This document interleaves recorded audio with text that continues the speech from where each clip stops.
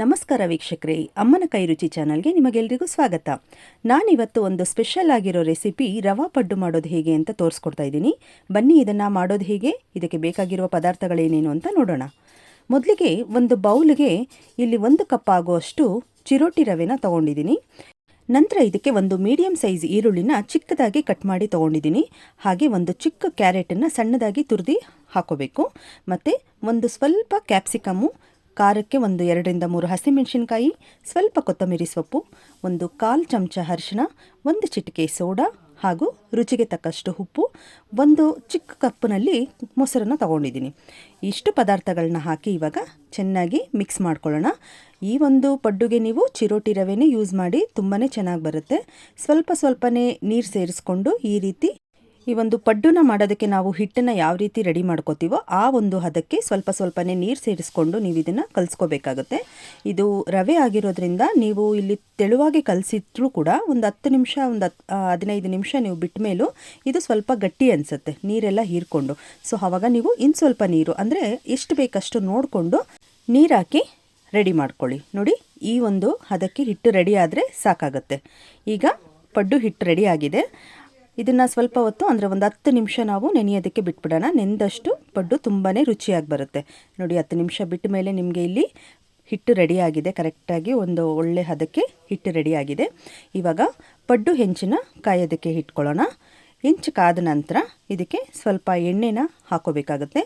ಹೆಂಚು ಯಾವುದೇ ಕಾರಣಕ್ಕೂ ಹೈ ಫ್ಲೇಮ್ ಮಾಡೋಕ್ಕೆ ಹೋಗಬೇಡಿ. ಗ್ಯಾಸು ಹೆಂಚು ಕಾಯುವಾಗ ಲೋ ಫ್ಲೇಮಲ್ಲೇ ಇರಲಿ, ಇಲ್ಲಾಂದರೆ ಪಡ್ಡು ಮೇಲ್ಗಡೆ ಸೀದೋಗುತ್ತೆ, ಒಳಗಡೆ ಎಲ್ಲ ಹಿಟ್ಟು ಬೆಂದಿರಲ್ಲ, ಹಾಗೆ ಚೆನ್ನಾಗಿ ಬರೋದಿಲ್ಲ. ಓಕೆನಾ? ಮೀಡಿಯಮ್ ಫ್ಲೇಮ್ನಲ್ಲಿ ಅಥವಾ ಲೋ ಫ್ಲೇಮ್ನಲ್ಲಿ ಇಟ್ಕೊಂಡು ಬೇಯಿಸಿದ್ರೇ ಸಾಕಾಗುತ್ತೆ.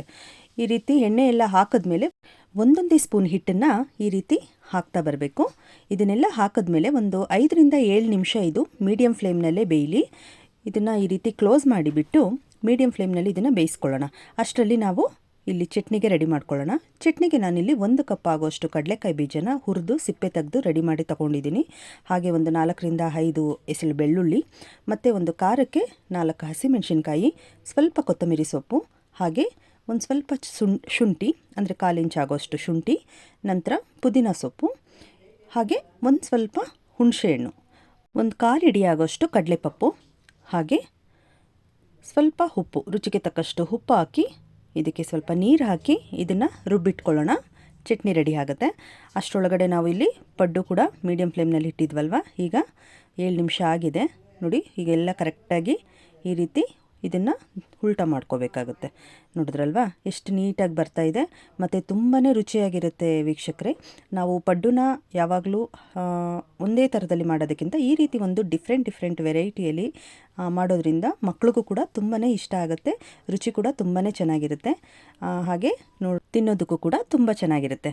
ಈಗ ಒಂದು ಸೈಡ್ ಆಲ್ರೆಡಿ ನಾವು ನೀಟಾಗಿ ಬೆಂದಿರೋದ್ರಿಂದ ಎರಡನೇ ಸೈಡಲ್ಲಿ ತುಂಬ ಹೊತ್ತೇನು ಬೇಡ, ಒಂದು 2 ರಿಂದ 3 ನಿಮಿಷ ನೀವು ಈ ರೀತಿ ಬೇಯಿಸ್ಕೊಂಡು ಅದನ್ನೆಲ್ಲ ತೆಗೆದಿಟ್ಕೊಂಡ್ರೆ ನಿಮಗೆ ಪಡ್ಡು ರೆಡಿ ಆಗುತ್ತೆ. ನಂತರ ನೀವು ಇನ್ನು ಉಳಿದ ಹಿಟ್ಟನ್ನು ಕೂಡ ಇದೇ ರೀತಿ ಒಂದು ವಿಧಾನದಲ್ಲಿ ರೆಡಿ ಮಾಡ್ಕೊಳ್ಳಿ. ಪಡ್ಡು ರೆಡಿ. ನೋಡಿದ್ರಲ್ವ ವೀಕ್ಷಕರೇ, ಈ ಒಂದು ರವೆ ಪಡ್ಡು ಮಾಡೋದು ಎಷ್ಟು ಈಸಿ ಅಂತ ಹೇಳಿ. ಇದು ನೋಡೋದಕ್ಕೆ ಅಷ್ಟೇ ಅಲ್ಲ, ತಿನ್ನೋದಕ್ಕೂ ಕೂಡ ತುಂಬಾ ರುಚಿಯಾಗಿ ಬರುತ್ತೆ.